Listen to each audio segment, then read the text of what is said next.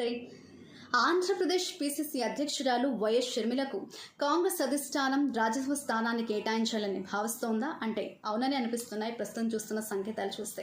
ఎందుకంటే రీసెంట్గా ఆవిడ ఢిల్లీ కాంగ్రెస్ పెద్దలతో భేటీ అయినట్లుగా, ఈ భేటీలో ప్రధానంగా రాజ్యసభ స్థానానికి సంబంధించే డిస్కస్ చేసినట్లుగా వార్తలు అయితే వినిపిస్తున్నాయి. అలాగే ఇది వరకు చూస్తే వైఎస్ షర్మిల గారికి రాజ్యసభ స్థానాన్ని కేటాయిస్తామన్నట్లుగా కూడా కాంగ్రెస్ పార్టీ హామీ ఇచ్చినట్లుగా అయితే వార్తలు వస్తున్నాయి. మరోవైపు ప్రస్తుతం కర్ణాటక నుంచి రాజ్యసభకి 3 సభ్యులు ప్రాతినిధ్యం వహించనున్నారట.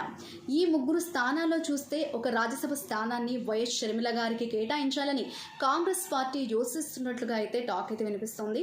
అలాగే కాంగ్రెస్ పార్టీ అధ్యక్షుడు మల్లికార్జున ఖర్గే గారు మరొకసారి కర్ణాటక నుంచి రాజ్యసభకు ప్రాతినిధ్యం వహించనున్నారట. మొత్తానికి అటు వైఎస్ షర్మిల గారికి రాజ్యసభ స్థానాన్ని కేటాయిస్తారా లేదా అన్నది మరికొద్ది రోజుల్లో తేలిపోనుంది.